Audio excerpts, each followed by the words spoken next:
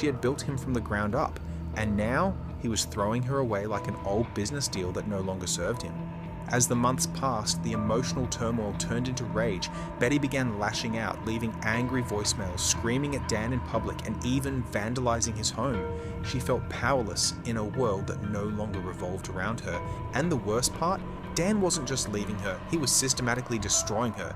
Dan used his legal expertise to manipulate the divorce process. He controlled all the finances, leaving Betty with no money and no access to their assets. He had the judge on his side, delaying the legal proceedings for years, slowly crushing her will to fight back.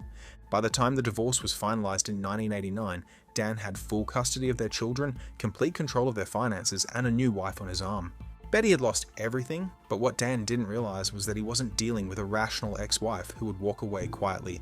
Betty was boiling with rage, and soon that rage would explode into something far more terrifying than angry voicemails or smashed windows.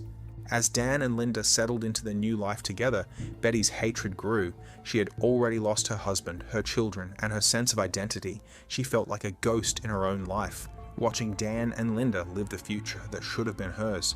On November 5th, 1989, everything reached a boiling point. Betty, now consumed by revenge, entered Dan and Linda's San Diego mansion in the early morning hours. Carrying a Smith & Wesson revolver, she crept into their bedroom where the newlyweds were sleeping and fired 5 shots. Dan was hit twice in the chest, dying almost instantly. Linda, shot in the head and chest, was killed instantly. With that, Betty Broderick had crossed the line from scorned ex-wife to murderer. But the most disturbing part of all? After pulling the trigger, Betty felt no remorse. She later said, "It was over. I was free." With Dan and Linda dead, Betty didn't flee or try to cover her tracks. She turned herself in but refused to accept responsibility for what she had done. She saw herself not as a murderer, but as a woman who had been pushed too far. The public was divided. Was Betty a cold-blooded killer, or was she a victim of an abusive system that stripped her of everything? Her trial would become one of the most highly publicized in the 1990s, raising controversial questions about justice, divorce laws, and the limits of human endurance.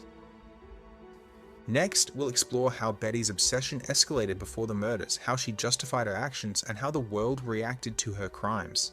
Because when it came to Betty Broderick, the line between villain and victim was never clear.